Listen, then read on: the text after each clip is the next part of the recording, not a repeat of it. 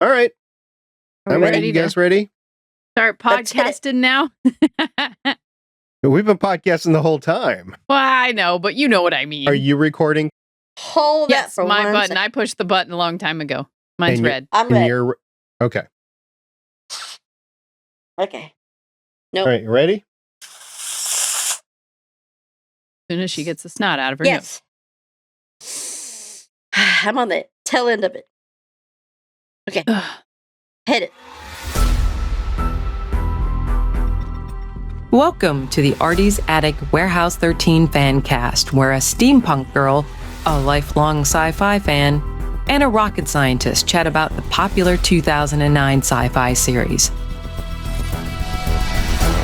There's never a dull moment with the agents dedicated to protect humankind from unexplained phenomena that manifest their powers in special objects. And there's all those friendships and relationships along the way. Grab a cookie while you can. Hope you don't smell fudge. Gear up with your Farnsworth, Tesla, and Neutralizer, and let's have some fun by snagging it, bagging it, and tagging it.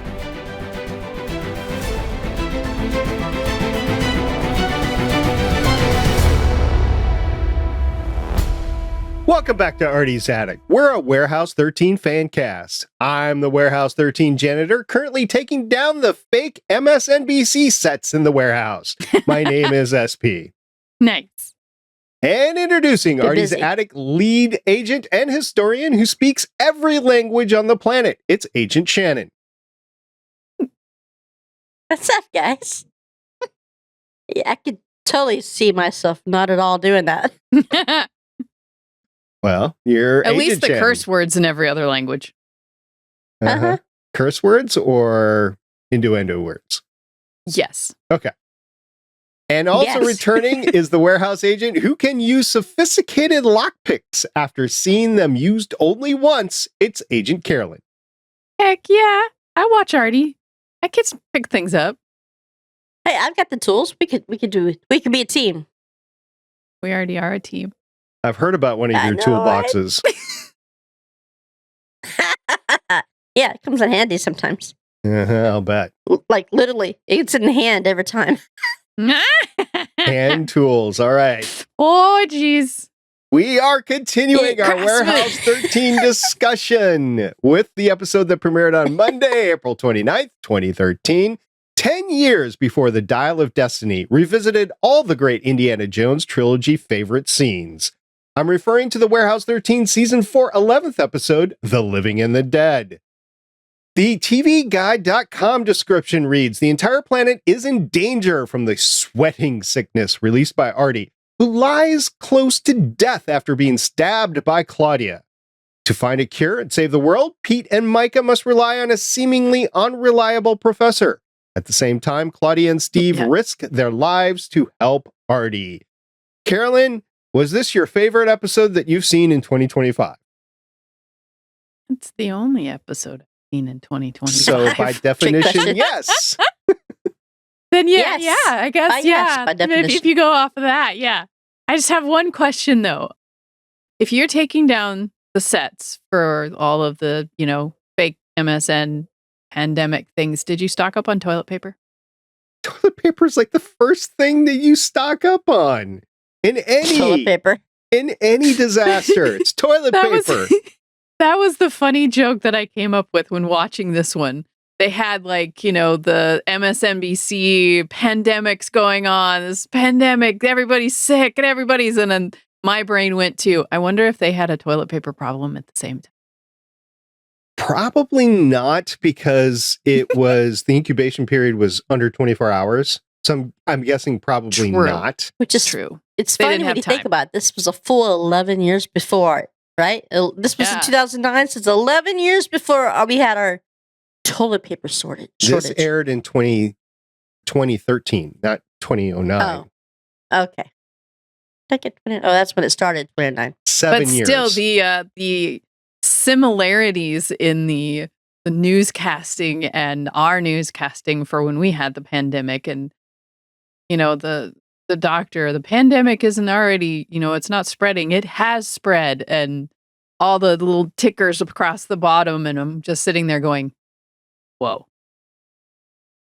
It's like they knew. There's a lot of stuff that happened previous to the COVID pandemic of 2020 that gave you little snippets of what a pandemic really could be. The movie Contagion, which I watched. I remember that one. Before, I believe, no, I watched it like during the pandemic. I think it was in 2020 when I had nothing to do, right? So I was watching it, and bad time to watch it. Bad. Because I'm sorry, it's like, that was poor. You chose poorly. I did.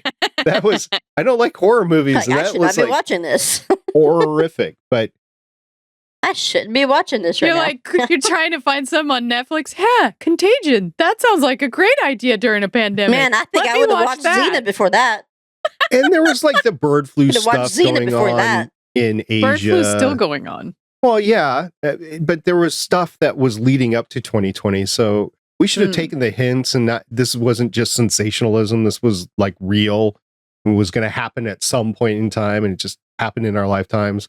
Never thought I'd get that on my life bingo card. But Right?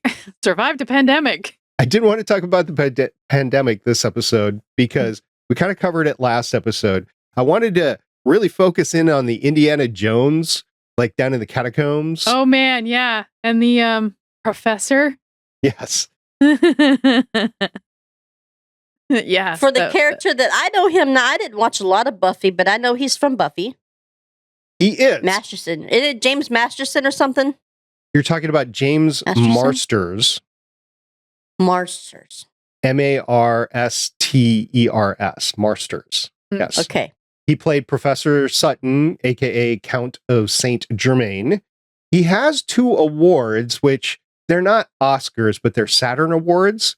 Mhm. He had a 2001 Saturn Award for Best Supporting Actor on Television, Buffy the Vampire Slayer, and a 2004 Saturn Award for Best Supporting Actor in a Television Series, Buffy the Vampire Slayer. So I don't know if that's the same award or they created a different category from 2001 to 2004, but he did win twice. And that's a Canadian kind of award system, I think. Yeah, that's that's what they do in Canadian. Canada. Like Oscars. I know that Continuum won some Saturn Awards too. He got a lot of nominations, but those were his wins. He has 72 acting credits since 1992, which includes 2 episodes of Northern Exposure, an episode remember of that show. Millennium. Do you remember Never Millennium? watched- It I don't think came I out watched like that. 1999. I want to Mhm. say it was with a plane, but maybe I'm thinking of the other. Millennium? I don't. He was I don't know. in an episode of Andromeda. I think I remember that one. Really? Okay. Yeah, I recently Kevin did a Sorbo? rewatch of Andromeda. That's why I remember. Yeah, it was Sorbo, yeah. And then he had 97 episodes of Buffy the Vampire Slayer as a character called Spike. And then in the follow-on series, he played 24 episodes as Spike in Angel. I have heard of those. I've never watched them. I started to because I didn't watch them when they were on. Big mistake. I Mhm. probably should have because it was kind of fitting in there. I didn't watch Buffy at the time because I was watching Xena. One of the problems with That's a good choice. rewatching Buffy the Vampire Slayer is they had these epic music scenes in the club at the end of a lot of the episodes. And unfortunately, those song rights do not contribute or perpetuate on. They were removed. So they've replaced them with really substandard songs and really takes away from the episode and the feel of the episode. So if you ever do a rewatch of happened. Buffy, you're not going to get the original soundtrack. I Do you know, didn't know like that. the original soundtrack from Charmed got pulled because they lost the copyright rights Yep, same of thing. Charmed? Same issues. It changed. Whoopsies. I hate Yeah. it when that happens. James was also in the 2007 movie P.S. I Love You.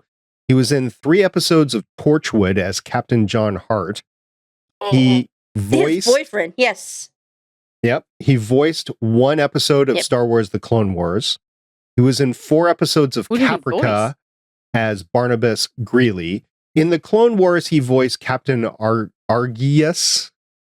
Best way I can Oh. pronounce it. I did not write the episode down, so I don't know what season or whatever. Name It was only one Barnabas. episode. And the Clone Wars went Right. on for what? 10 years, 10 seasons, something like that. I don't know if it was 10 years. Yeah, it was a while. Dude, I It can was just tell you my actually 10 age right years. here. Was it? I can What'd you tell say? you my age when I hear the word Barnabas, I only think of Dark Shadows. Oh, yeah? That's the name of Valid. his It's character. valid. That's all I see. That's all. I actually remember watching that thing with my mom. Why? I don't know. But I don't think I watched it. But yeah, this was a really good episode. I thought did help close up a lot of things. I mean, you start off with seeing Artie playing the piano and Lena coming out, which we do not expect. Lena coming out and saying someone ate all the rest of the oatmeal scotchies.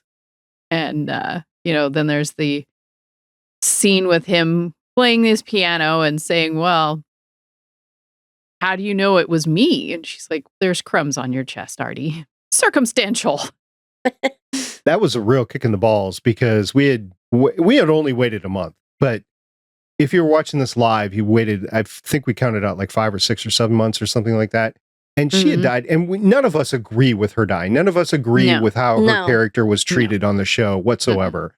Nothing against the actor herself. It's Mm-mm. the story and how it was done. And we talked about it last time, the fact that they brought back the other actor and they didn't bring her back from death. So it's like, well, there's artifacts did that they can brought back Aaron Ashmore, but not Janelle Williams. Yeah, right. Yeah. So Janelle, yeah.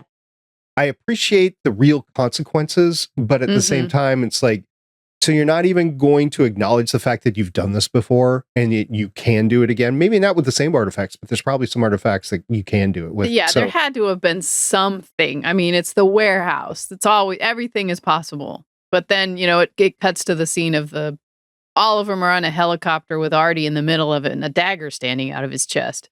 And all of them are just kind of, you see the deer in the headlights. dagger like jiggling around and stuff It like that. did. Now, Carolyn, I don't know if you have been trained in field medicine or not. Shannon probably has. I know I have. So being You don't remove it.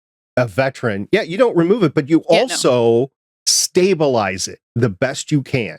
Mm-hmm. And there it was not stabilized. Well, it was that just would have mean- jiggling. Yeah, it was going everywhere. That means packing it. That means stabilizing the blade and the wound And Yeah. the because a lot of transportations can't even take off. and the curious lack of You blood. can't even take off from the coming ground unless you're out. stabilized. I can take the lack of blood if it's a really clean cut and it's basically cauterized itself. Now, I know the blade wasn't hot, but I was going to say the blade wasn't hot, it's an but artifact. it was an so artifact. So there was that going for it. I mean, it was an artifact, which we find out Yeah, when maybe that's why you didn't have it. Yeah, which when we find out when we get there, it was the first what was it? A dagger. It was a dagger that was used for the first exorcism of good and evil. So it didn't actually hurt Artie. It actually split Artie so that you could so that we could cast out the evil. Francesco Borgia's dagger can Mhm. separate good from evil when the user says, I cast you out, and stabs the afflicted object or person. I don't remember her saying I cast you out, but maybe She did. That was Okay. in the She did. She screamed it as she previously on. Yeah. Mhm. Okay. When used to exorcise a person, the dagger doesn't hurt them physically, though they may still suffer guilt over actions they performed pre-exorcism. Which is exactly which is what Artie does. Yeah. And Yeah. it was funny to me to watch how you watched Mrs. Frederick very proud of Claudia for stabbing Artie. And you're like, wait, what? Very proud of her for stabbing. Oh, she's like, well, Claudia, can you tell them why you did it? She's like, I just had an instinct. I had to do it. It was just an instinct. Something in me told me to cast out his evil. Something told me that this would do it because it did it for the flower. It separated the good and the evil of the flower. So it had to do it for Artie. And she was just, to me, I was looking at Mrs. Frederick going, wow, she's very proud of Claudia for right now of knowing this instinct. Well, she knows these things because she knows she's going to be the next caretaker. Yeah. That's Oh, because I The yeah, I warehouse remember. is in tune with her. Mm-hmm. It was just funny with everything that's going on. They're like, okay, you have 24 hours to solve this mystery of the fact that the plague's gonna kill everyone, sweating sickness. Artie's got a dagger. We've got to deal with all the things. She's got this very proud look on her face. Yeah, it was pretty good. I mean, she understood. And then immediately they went off with Jane and went to go bring Artie Save back. Artie. Yeah. You interrupted me before I was done, by the way. I Sorry don't about want to that. shortchange James.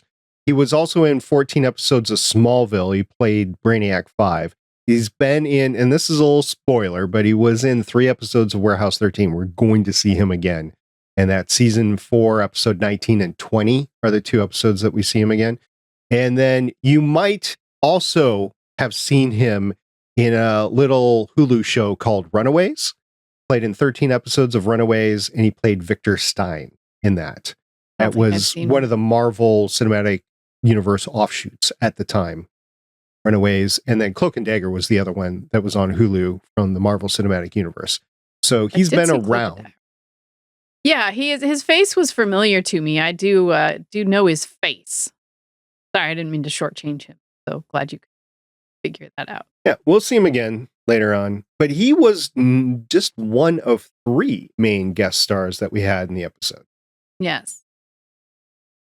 We did start with Is Olivia Deprar? What's that? What was her name? Olivia? Are you talking that was about a Charlotte character. Dupree? Yeah, Charlotte Dupree. Polly Walker. I've seen her in lots. Yes, you have. She played as Hera in Hercules and Xena. Again, my age. Mhm. She's been in a lot of stuff. So Polly has an award from the Online Film and Television Association in 2005 as the best supporting actress in a drama series, which was Rome. Never saw. Ooh, Okay. I remember that one. Yep. She also played Hunter. She had 56 acting credits since 1989, including Annette in Patriot Games. She was in a 1995 movie called Restoration as Celia, and all of her was in it. All of her was in it. Aha. All of her was in it. Yep. And that was a movie with Yes, all of Robert it. Robert Downey Jr. and some other notable actors. 1995, she played basically the king's side piece. We'll put it like that. Concubine. That is the term that they used. Yes, concubine. Mm-hmm. A restoration. Sex slave. I seem to have knowledge that Shannon might actually have a copy of that in her house. What? Restoration. The movie? Yep, the movie, Restoration. Huh. Unless you've seen it, which I'm sure you have. I have. And if not, I have no idea. It's in your house. That's why he knows it's Restoration. in your house. It was Robert Downey Jr. way before he started his climb Oh, back wait up. a minute. It's I never Victorian heard of the era. movies. It is, yeah, it's That's right the up last your thing. alley. I remember seeing Robert Downey Jr. on the face of it. Mm-hmm. Yeah, she was in 22 episodes of Rome, 17 episodes of Caprica as Clarice Willow, which was That's the where I know her face from. headmistress of the school. She was in 2 episodes of Sanctuary. So, Shannon, I know you've seen her there. I have. Such a good show. 1 episode Actually, of Sight. I don't know if she was. I don't know if she's ever credited, but I remember seeing her on the cop show Hunter back in the 80s, maybe early 90s. You've brought that up about several times right now. I don't remember seeing that on the list, but I don't generally bring Hunter up. I'm looking at the list really quickly right now, and no, I don't see Hunter on the list. Doesn't mean she's not in there, it just means I didn't see her. Anyway, 1 episode of Psych. She was in the 2012 movie John Carter. She played in 10 episodes of Prisoner Wives. 4 episodes of Warehouse 13. She's going to be with us Oh, good. in I like the episode character. 14, 18, and 19 of the series. And then I haven't seen it because I refuse to get HBO or Max or whatever. She was in an episode of Dune Prophecy this year as well. Oh, the movie. The prequel. Yeah. The prequel series. Oh, I haven't seen The newest version of Dune. Yeah. Well, Not I mean, not the second technically- movie. no, but- it's not Dune 2. It's not Dune. It's Dune Prophecy, which was a prequel series that was just on HBO in December. Oh, that's why I don't I know have about it because I HBO. don't have HBO. I do, but I didn't know about it. But I didn't really like the first Dune, so I know the look on your face. Like, what? No, I haven't seen Dune 2 because I refuse to get HBO, and I probably should have just bought the movie right now. But I haven't. I bought it, I think, on Amazon because it had it on sale or something like that. So it was like, I don't know, $10 when I bought it. And I was like, I could do that for $10. Actually, I think it was an own it. It was like on sale and you could own it for $10. So I was like, okay, I'll own it. I actually didn't mind. I liked it. I like what they're doing with the new movie. I just wanted to see how they did the movie because I grew up on the Dune that had Patrick Stewart in it. So that was my Dune. I mean, Patrick was, there's been a few attempts. Patrick in that version was very, oh man, he overacted that basically. I mean, he was good acting, but it was really over. It was not overact. It was stage overacting, basically, is what it was. It wasn't screen. It was before he really got into on-screen stuff because he is a Shakespearean trained actor. He is Shakespearean trained. Yeah. So the other person of note was the newscaster, Thomas Roberts. And we've actually had notable newscasters on before. He was the MSNBC live anchor for like 7 years from 2010 to 2017. Oh, so he was like the actual guy. He was the actual main MSNBC desk anchor back then. And he left in 2017. He took a job ultimately at the CBS station in Atlanta. And he ended up leaving, I can't remember what year, like 2021 or something like that. There was a lot of controversy around how he treated or mistreated the workplace. Some things like that are happening. I see. Yes. So it's not a person of note, but he does have 11 acting credits since 2012, including, and these are all news anchor credits, where he's the news anchor on the screen in the background. The Avengers of 2012, 7 episodes of 30 Rock, Iron Man 3 in 2013, this 1 episode of Warehouse 13, and then 2 episodes of The Boys, which is an Amazon Prime superhero series. So he's of note too. So they actually got 3 very notable actors at the time. And I will say they were punching above their weight with both Polly Walker and James Marsters for this series. He played such a great character in that too. Did you say Polly had done any kind of Buffy? Polly has not. I didn't see it in her IMDb. No. Because I know our next guest, the next guest that comes on is also from Buffy. And again, I didn't watch Buffy, but I know that that's where I've seen him from. Yeah, he played such Carolyn's a like, really good. I didn't watch him.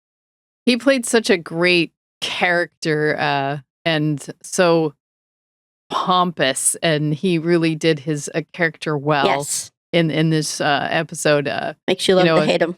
Yeah, exactly. You're like, okay, why is he so, and he's like, well, just so you know, I only fly first class when someone else is paying. And how about we make a deal? I don't ever have to pay taxes again. Yeah, that's not a thing. How about we don't take you to jail? I have 3 favorite scenes in this episode, and they were all with him in it. It was good with him in it. So when they first meet him and he's the drunk professor, that whole oh my thing. gosh, that was good. Where's he at? She moves the whole Mr. files from the desk. And his jokes about Pete's forehead. Yeah. Which I had to, that was my first introduction for you this episode that I decided to rather probably shouldn't do that. So I chose. Oh, you were going to something else. comment on my forehead? Yeah, I was going to do the forehead thing. I don't have a big forehead. I You don't have a big don't. forehead. But that's what I take the inspiration from is Pete. Oh. And I was like, okay, well, what else do I do?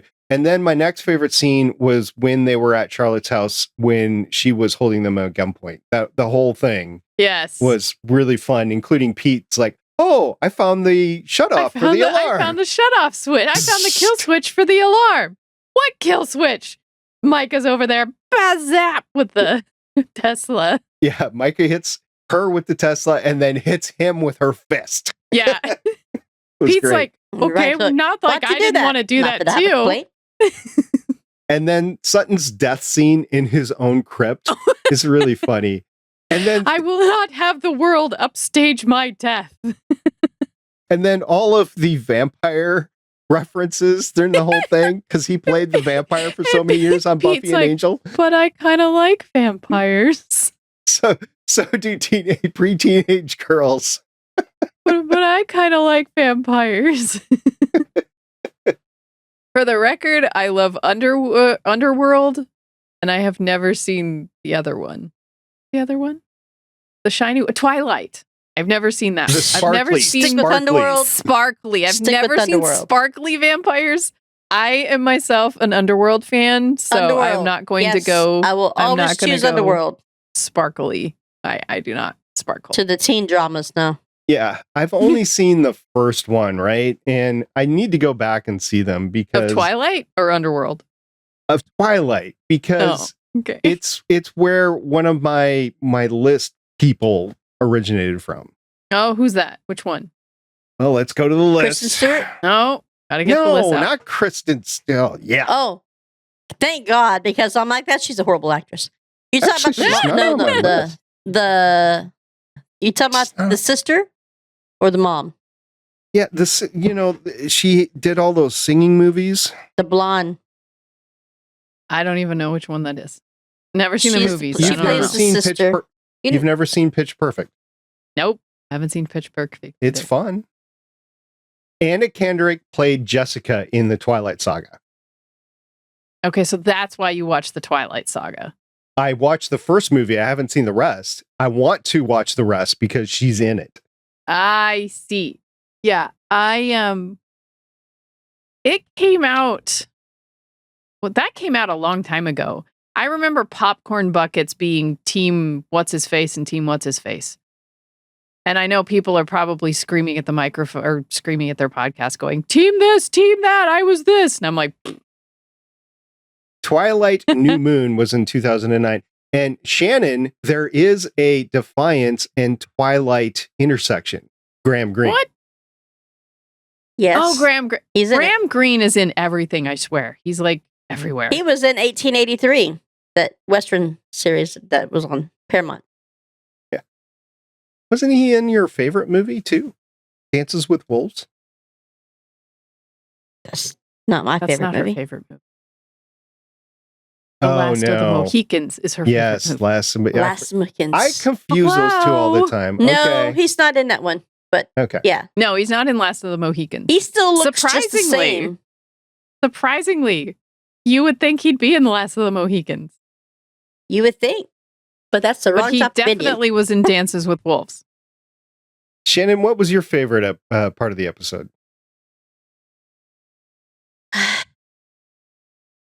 I like the interactions that Claudia and Steve have when they realize that it's not really Mrs. Frederick or even Vanessa that's trying to get them out of Artie's head. Mm-hmm. I like the funny interactions between Pete and Micah and what was his name? Sutton. Sutton. Yep. Like, especially when she gives him the right hook, you could just tell she's had it. Oh, Micah's man. had enough of him. She knows he's being played. That was By the so time that you good. realize that, oh, we're breaking into this house, not just you're visiting a friend. I mean, think of all the travel they had to go through to get to where he's at with him, and they had to fly with him. So I First would have class. handcuffed him. Yes. I would have First handcuffed him class. to the door to the stairwell. Which is where Pete said, well, while you were sleeping, I swiped your nuts. Okay. So here's the deal. They were able to get on a flight and go to Europe at the start But of she the was pandemic. and she was not. So there's Yeah. something wrong with that whole thing. They had private first class. Private Still, it's first not class. flying if everything's down. But they're Secret Service, so Maybe. I don't know, bubble guppies. It doesn't make the plane take off. I have bubble guppies. But, Pete did say he swiped his nuts while he was sleeping. And then his face, Pete's face was just he like, didn't say wait! dignify. Well, right, Pete did, but the other guy was like, just turn around. I'm like, He's like, I don't know what to do with that. I don't know what to do with that. Or when Micah was in there and she grabs hold of his chest and he's like, look, I can look at details too. And he's like, just so you know, I think this is really hot. She's like, shut up. I'm trying to get this point across to you. Yep, I like the beginnings of their interactions. They obviously know they can't trust him, Mm-hmm. but and he's led them to believe that they can't trust her. And I think out of all of it, she's the one that gives them the truest part of what's happening. That is her ex-husband. She does know him, and there's only still does more things for details himself. to come later on, but still, they're aware of each other.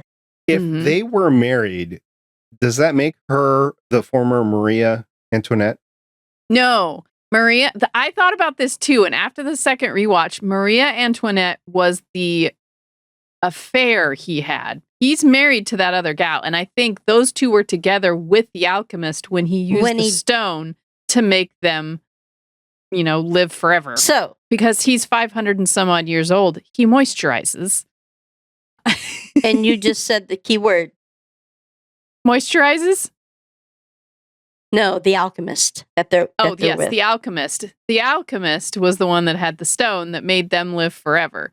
But Marie Antoinette was the one that he had the affair with. And that's when he says, yeah, they bumped uglies. And then never a queen scorn, a woman scorn, never scorn a queen. Yeah. That can happen. Yeah. No, I don't cross Meghan Markle, the Queen of Canada. I don't. At least. Ha ha ha ha ha. You funny. Canada. You funny, haha. I did like the Claudia helping Artie and saving Artie a second time. If you consider her stabbing him the first time she saved him. And it was interesting to me. It didn't actually click in my head, but it's true. Jinx had never met McPherson. He died before he saw them. So it was like Jinx is like, that's McPherson? I thought he'd have a mustache. I gotta say, it was a joy seeing Roger Rees again on the screen. Yes. Right? Yeah. We talked a lot about his character and how we think he might have actually used the astrolabe and stuff like that to get him where he is. But in Artie's mind, he is pure evil. That's why he's in his mind Mhm. as the guy that's forcing him out. It was just fun seeing him. Yes.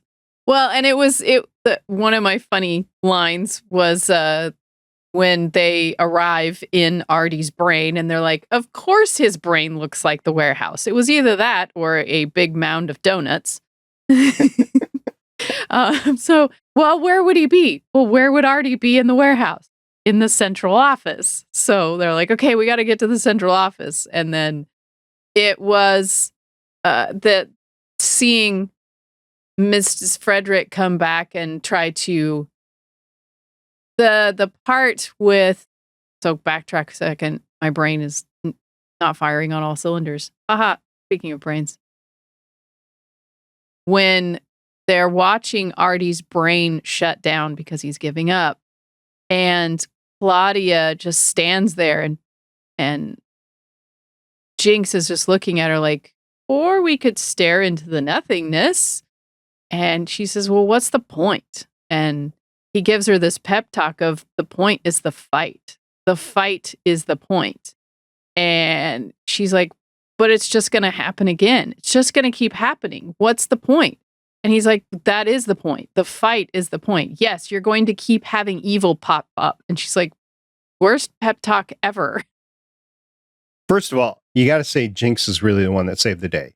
because Yes. not only did he encourage her to keep going, he took the hit to make sure that she was still in the fight. Yes. He pushed the McPherson. I was going to say Roger Reese. He pushed McPherson Into the out nothingness. Yep. into the Yep. nothingness, And popped then out.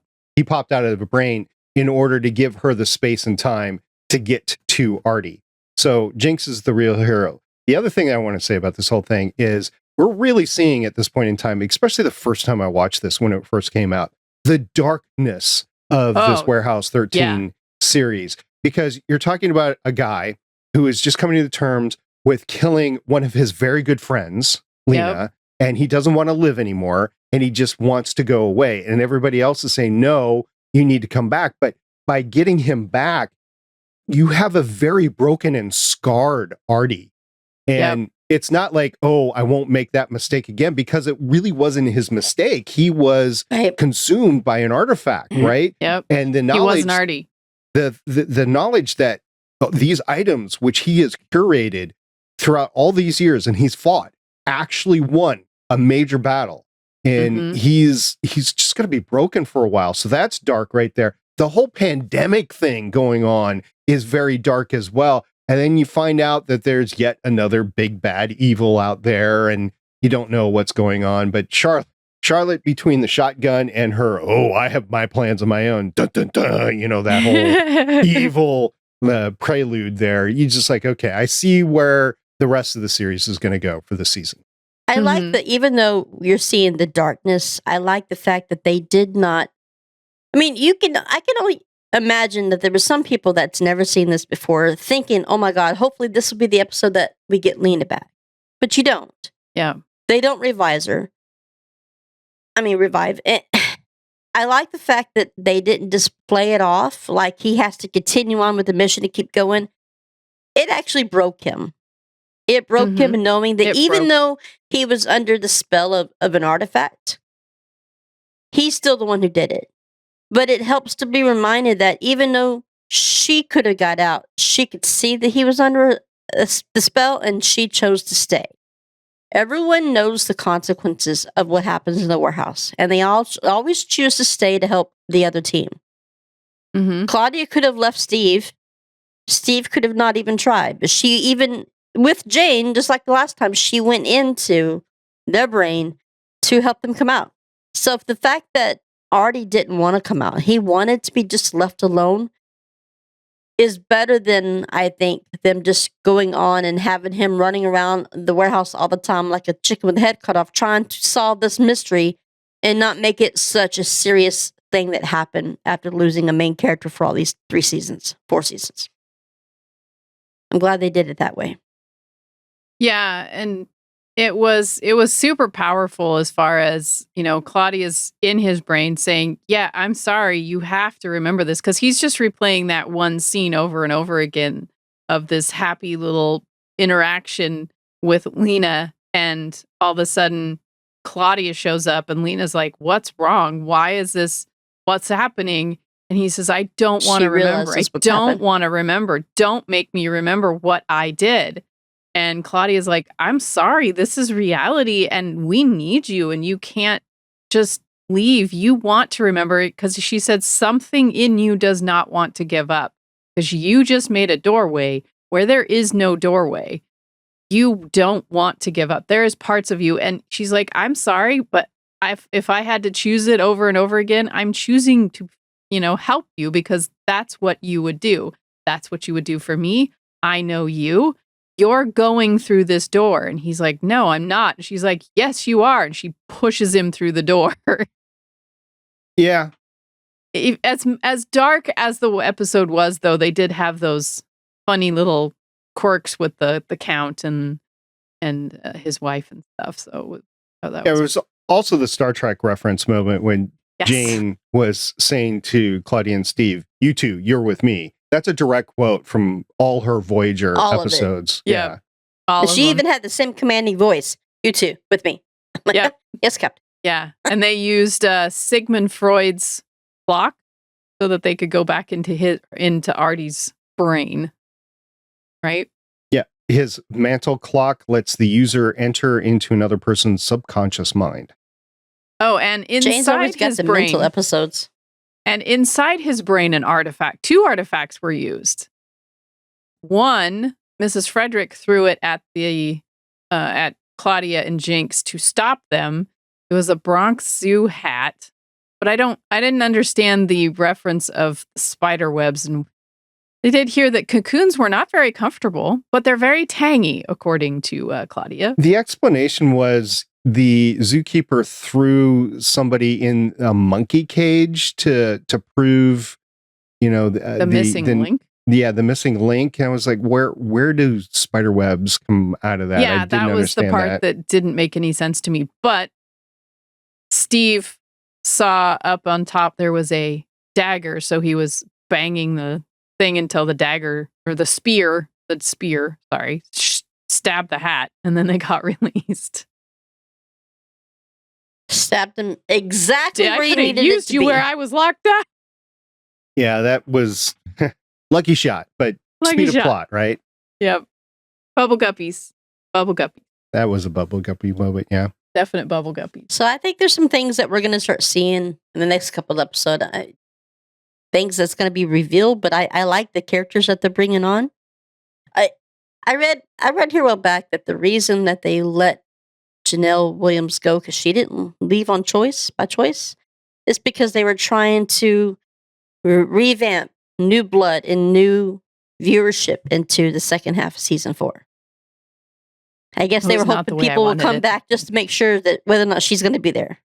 Mm-hmm. Knowing what we know of contracts and the SAG rules and stuff like that, well, okay, it's die-fi, but you get to season 4, and if you've been a regular, you get a significant pay bump along the way. I think it's like 2 or 3 years, and then every season after that is huge, which is why oftentimes you see series falter when they go on to advanced seasons because they just can't afford their cast. So the fact, for instance, that we got 3 Star Trek series, 7 seasons, was astronomically amazing, where they retain most of their main cast throughout the 7 seasons. Voyager, there were some change-ups in there, but Star Trek The Next Generation, Star Trek Deep Space Nine, and Star Trek Voyager, all 7 years, all mostly with the same cast. Yeah.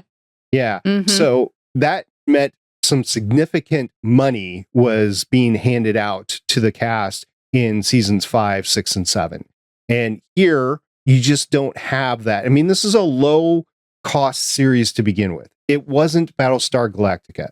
It wasn't The Expanse. You're not going to get the big budget out of this. Mm-hmm. This was a deliberate attempt to do lower-cost sci-fi in a manner that was still engaging.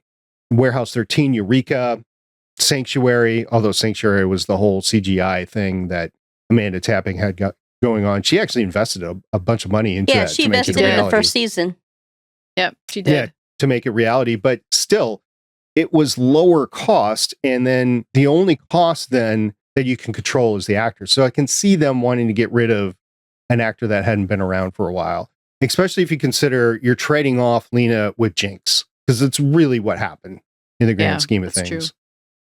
She doesn't have a scenes to do in all of them. She's not an agent. She's not going out in the field. So she's the one that has the least exposure. Yeah, but not very often. I think she went to the pawn shop one time. With the pawn shop. She out of the characters, she has the one that was least played. Mm-hmm. And by letting her go, they get extra money for the next season, and they got renewed for another season. But then they got yanked. So they only got like 6 episodes. Something like that. In season 5, 6 episodes. Mm-hmm. So I've mentioned before how dark the series was and how unengaged I was really getting in the series into season 4. I will agree with you, Shannon, that this episode alone, and to be quite honest, I didn't know who these actors were at the time because I didn't watch Buffy, and I had no idea who Polly was at the time, even though I had seen her on screen before. Mm-hmm. But I was engaged on the story on this. This started like, okay, I can start to get into this, even though it was really dark in the background. The whole thing with Artie and Lena kind of still ticked me off. But yes, the reinvigoration of the story starts to happen here, at least for the rest of season 4. And we'll see how I feel about it in the end. Like, I ranked this episode, by the way, real quick, 15, I believe, 14. I think 14 out of the 49. Yeah, I put it right above the previous episode, but I couldn't get it above A New Hope or The Greatest Gift or Claudia or New Guy, McPherson. So I put it at 14. It was good and fun in the interactions with Polly and James, but it was not a top 10 episode for me. It's just the introduction story. Some of the one of the other favorite lines I had was at the beginning when Mrs. Frederick was saying, "Okay, this is the sweating sickness. We have 24 hours. We have like 16 hours." And then, Micah's like, "Well, what are the symptoms?" And she lists off the symptoms and then death. And Pete's like, "Why isn't it ever a plague of tickles or a plague of kittens? I mean, why does it always have to be a plague of death?" And Jane is great. She walks in and says, "Oh, there's something wrong bad that happens with those too." You're like, "Well, actually, there was a plague of kittens and it didn't end well," or something along those lines. It cracks me up. Tickles and kittens. The plague of tickles. Why can't it ever be a plague of tickles? That would be painful after a while. Yeah. I did not see any food in this episode. The oatmeal scotchies were referenced but not shown. But not seen. Yeah. But I didn't see any other food. There was nuts referenced. Maybe that's not food there that were was nuts referenced. He stole his nuts.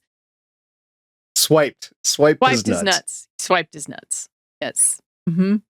Swipe right. Yes. Swipe. That's so wrong. There were some other fun quotes where the Count is like, blah, blah, blah, dainty cakes, as they need to leave and go into the catacombs. Yeah, save the world, blah, blah, blah. Dainty cakes. Dainty cakes. I think the Artie and Claudia and the end where Mrs. Frederick is talking to Artie about, there are people that love you here. Do you want to try? And he's like, "I do, but I am scared." She's like, "That's okay. You have to it's going to be okay. We can make it through this." Along with all the all the funny things you referenced, SP. Those were some of my favorite parts of this episode. The heart that the episode had, as well as the darkness, as well as the funny. So, and then just the similarities to our pandemic were I mean, we can laugh at it now, but to me it was like funny. I'm like, "Oh, I wonder if they had toilet paper problems." Mrs. Frederick was the only one that could talk to Artie to bring him out of his funk, because he wasn't talking to anybody. She was the only one that could do that. Nobody else could affect him. That's what she said too. She's not even Vanessa. If Vanessa was there, she couldn't even, because remember, he had already disassociated himself from Vanessa. So it was important that she step in and give him a metaphorical slap in the face over it. Yeah, well, she said that when she came in to the door. She was like, "That's the good thing about me, Artie, is you can't tell me to go away." Well, he can. I mean, everybody has their own rights, but yeah. All right. Anything else, Carolyn? Well, we didn't say that the ring that the Count had was what they were after, and that's what reconstituted the flower, which brought all of the plague back down and did not upstage his death. So it was a little bit different. Was safe. Yeah, it was a little bit different than what you and I were talking about on the last episode, where we were saying there were more flowers, and as the flowers were being used, they just disintegrated. So this was the last flower left. This is the same flower being reconstituted every time. Mm-hmm. Which is interesting. Good hiding spot. Trying to find it trying to figure it out for the longest time. And the other thing is, James knew Sutton knew what was going on, and he just didn't want to have any part. I'm kind of wondering why Sutton and Charlotte and Sutton I'm kind of wondering, they knew what was going on. Why didn't they make moves to do this? Did they not care about the world? It's coming next episode. That's what she said. Dun, dun, Okay. dun. So other than that, I don't think we have anything else for this episode except for the emails. Is that right, Carolyn? You're out? I did like that Mrs. Frederick did say when they were headed to the professor, he's like, "You'll need this," and she gives them Artie's bag. Yep, she did, which they use. And What they did use. But no, that was all I had. Artie's bag of... Do you think that there was a sandwich left in Artie's bag of holding for Pete? You think that held him over? More than Pete would have likely. definitely eaten it. Well, we would have seen it. That'd have been a great shot. Oh, Mike's, look what we found in here. You think you mind if I eat it? Nom, nom, nom, nom, nom, nom, nom. All right. Yes, we thank you very much to everybody that has sent us emails over the break. We got several Lots of of them. We are not going to go through all of them today. We're only going to do one today. We're going to do one next time, and then we might start consolidating them. But thank you so much to everybody for sending us email. We really do appreciate it. It made our break even more tolerable because it's not like we didn't want to record. We just couldn't record because of time. Yeah. Too busy. Way too busy.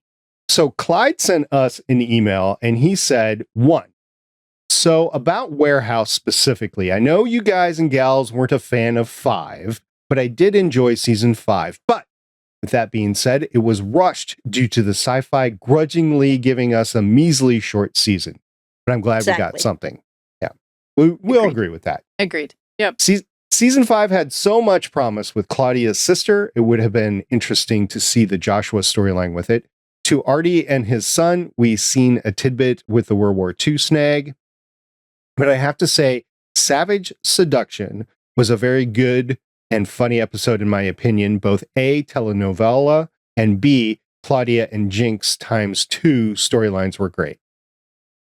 2. Mm-hmm. So to answer the question you posed on the last podcast, I will say I never have thought about the Roman Empire during my normal day-to-day. Of course, the exception is when I remember my trip a few years back when I traveled to Rome. But on that same thought process, I do Google dragons, King Arthur Camelot, Library of Alexandria, and random historical mythological things, people that have been lost to time a lot. So I guess what I'm saying is, you do you. Haha. Have a great day, and until next time. A historian after my own heart. I love it. Yeah. I mean, who doesn't Google about dragons and King Arthur every day? I mean, well, not specifically Arthur, but I Google about kings all the time. King Edward IV, my favorite. Really? Yes. Why is he your favorite? Because of the time frame that he's in with War of the Roses. Okay. And it's my favorite part of English history. I try to soak up a lot, as much as I can, of the Library of Alexandria. I mean, there's not much that we know about it because, you know, it was lost to time and everything, but... Unless you watch National... never mind, I went blank. Well, we will never know. We will never know the contents of the Library of Alexandria, which really bugs me because I'm wondering what was lost, what we had learned to that time or what we had documented to that time that we lost and we'll just never get, because it was a great thing. And then, you know, now we have the internet, which is both a blessing and a curse. But if we ever get hit by a mega like solar radiation, EMP, then we lose all that. Yeah, it's like Alexandria all over Think again. about this. The most barest, simplest thing that we lost. The Roman ships had plumbing. They had flushable toilets on it. So we lost that because how long did it take us to get plumbing back? Well, but they had lead in their pipes, right? They made their pipes out of lead. Well, I didn't say that their ass was any better, but I'm just saying they had it. Well, it's not their ass. The lead goes to your brain, and that's the problem. Lead causes brain sickness. Will it go crazy? Not to mention, you know, they're nuts, maybe. I don't know. They'll swipe that way. They'll swipe it. We swipe that one. Yeah, I will say that I think we're all thinking the same thing about his point number 1 about season 5. So Yeah. we'll get there when we Yeah. get there. We have 9 Yep. more episodes of season 4, and then we'll get on to season 5. Clyde, thank you so much for sending Yes. the email. You were the first Nice. of wave of emails that we received, and we really appreciate it. If you want to send us one back, that's fine. And if you're listening to this and you're like, I need to say something to the crew and to the audience, then email us warehouse13fancast@gmail.com. That's warehouse, the number 13fancast@gmail.com. And we will read it on the show unless you tell us not to. I will say that. So if you just want to send us a private note, that's fine. We won't read it on the show. But if you don't say not to, we are going to read it on the show. We have lots more. And I got to tell you, every time one came in and then Shannon sent it to us, we had a nice little conversation over about 2 days, like, that's so cool and everything. It really made our we get holiday excited. season. We're like, oh, people emailed us. They love us. They really do. Well, more than that is we commonly enjoy it. And everybody was, there was some concern, like, are you guys really coming back? Yes, we are coming back. And Yes. that was legitimate questions, but we thought we had handled it in the last episode, but apparently not. So Well, That's okay. you know, when you find a podcast or any kind of anything over a show that's been gone, how many years now? It's been off the air since 2014. So that's 11 years ago now. So just to That's finding scary. our podcast and maybe reminding you how an awesome show this was, Warehouse 13, and it has so much more potential to go longer. I understand sometimes why it didn't, but I just don't think they make shows like they used to on No. Sci-Fi. No, they definitely. We don't have Warehouse, we don't have Eureka, we don't have BSG. None of it.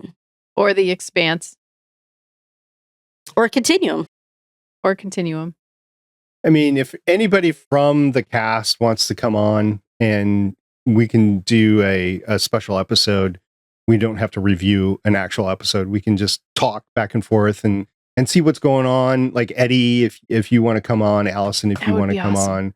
I would love to speak to Chris. That would be awesome as Strange New World comes up, which brings me to my next point is that we are going to go pretty much week to week. There will be weeks that we don't, like, for instance, next week we'll be off, but we will go week to week until we finish with this sometime later this year. If you project out, it would be like May, June timeframe, maybe July. We'll see. The problem is we don't know when Star Trek Strange New Worlds is going to air. When that airs, both Shannon and I will be podcasting with Jake on that series. And it'll just depend on our throughput collectively between the two of us, Shannon and I, on whether or not we'll be able to continue Artie's Attic during that time. We will come back to Artie's Attic. I just don't know when that's going to be because the premiere date for Strange New Worlds has not come out yet. So we'll just see when we see. Yeah, don't worry. I'll hold down the fort for you. Or warehouse. Warehouse Fort, yeah. The key, right? I'll keep the warehouse clean while the janitor's away doing other things. So next time when we come back in 2 weeks, because one of us can't be here next week, that's fine. That allows the rest of us to continue to catch up after the holidays. Right. Will be Warehouse 13, Season 4, Episode 12, Parks and Rehabilitation. Now, Shannon, I'm going to ask you the question, but I'm going to give you a hint. So do you want the episode description from IMDb, Amazon Prime Video, or wink, wink, nudge, nudge, tvguide.com? Okay, TV Guide. I know you didn't want to, but there's a reason. Okay. Wink, wink, nudge, nudge. I was Really? listening to the hint. Yes. Take me Was there. that a little hint or something there? Like, was there something in your eye? Okay, I'm following your lead. I know you can't hear me foot stomp because I've got my noise gate going. Otherwise, I would have foot stomped it. Okay. The TV guide, the tvguide.com description of Parks and Rehabilitation. Artie is expecting the Regents to come down on him hard, but to his surprise, they feel the best thing for everyone is to let him get back to work. But Artie doesn't accept it. He sends Pete and Claudia to Oregon when a man is found stuck in the ground. They learn that the man was in telecommunications and was planning to cut down some trees for his cell towers. and a group of environmentalists are trying to stop him. They think one of them may have gone too far, so they talk to the leader, a woman, but when she hears the man is dead, she freaks out. Artie tries to put things in order at the warehouse, and Micah and Jinx try to help him. Yep. There's a lot of greenies. Was in Oregon. there a specific reason you were stomping your foot for that, or? The others they are n- 5 words. Oh, so this one was like not just a burp, and this one was more of an explanation of the episode. That is correct. Got Yeah. it. What a great janitor you are. I try to help out when I can. I mean, I got all these MSNBC sets. So I got to go somewhere. Yeah. Oh, at least we have toilet paper.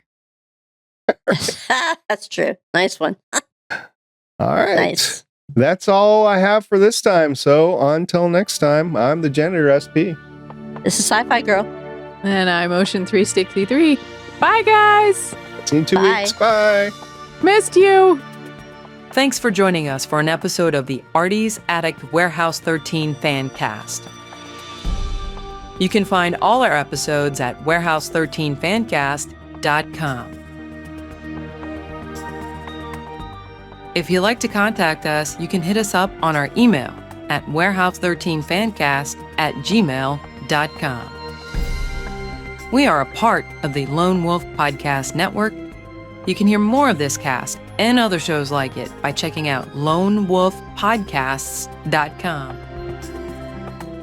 The intro music is Sci-Fi Hybrid Intro by Soundmake, and the outro music is Science Fiction by Tunes to Go. Both were purchased on pond5.com.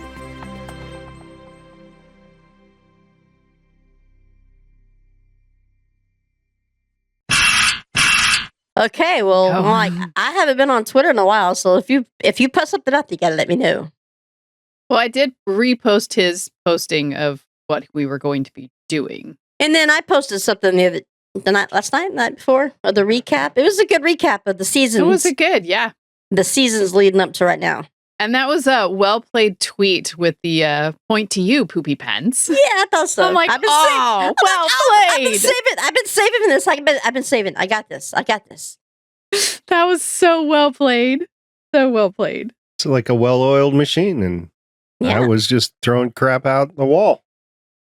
And I just spiced it up for you. Point one to you, Poopy Pants. I can even hear Claudia saying it. I know, right? As soon as I saw it, I heard it in my head.